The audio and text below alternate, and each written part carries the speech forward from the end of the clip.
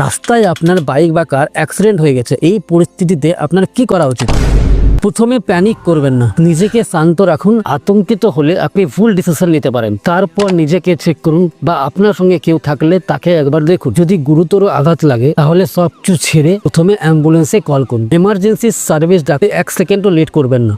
তৃতীয়ত, পুলিশকে জানান, নিকটবর্তী থানায় ফোন করুন এবং মনে রাখবেন যে আপনি কোন থানায় ফোন করেছেন বা কোথাকার থানায় ফোন করেছেন, কারণ পরবর্তীতে FIR করতে হবে আর এই FIR এর কপি আপনার ইন্স্যুরেন্সের কাজেও লাগবে। ফোর্থে, ঝগড়া এড়িয়ে চলুন। কারো সঙ্গে গালাগালি, তর্ক বা মার ধরে ধরাবেন না। শান্ত ও পরিণত আচরণ করুন, নিজের কথা শান্তভাবে বলুন। ফিফথে, প্রমাণ সংগ্রহ করুন। ঘটনাস্থলের ছবি তুলুন এবং ভিডিও নিন। গাড়ির ক্ষয়ক্ষতির ছবি নিন এবং আশেপাশে কোনো লোক বা সাক্ষী থাকলে তার ফোন নম্বর এবং নাম নোট করে রাখুন। এই তথ্যগুলো পরে ইন্স্যুরেন্স ও আইনি প্রক্রিয়ায় কাজে আসবে। সব থেকে গুরুত্বপূর্ণ হলো যে পরিবারকে ফোন করে জানিয়ে দিন যে আপনি কেমন আছেন। পরিস্থিতি যতই খারাপ হোক আপনি শান্ত থাকুন, আইনি প্রক্রিয়া অনুসরণ করুন। কারণ অনেক সময় আশেপাশের কিছু লোক এই বিষয়ের সঙ্গে সম্পর্ক না থাকলেও সুযোগ নেওয়ার চেষ্টা করে, যাকে বলে বেহতি গঙ্গা মে হাত ধোনা। কমেন্ট করুন, সাজেশন জানান। এর বাইরে কোনো গুরুত্বপূর্ণ পয়েন্ট যদি আমার কাছ থেকে ছুটে যায় তাহলে আপনি কমেন্টে আমাকে জানান। আপনার বন্ধু বা পরিচিতের সঙ্গে অবশ্যই এই রিলটা শেয়ার করুন। এটা বাইক ও 4 চাকা দুজনের জন্য প্রযোজ্য। আর যদি আপনাদের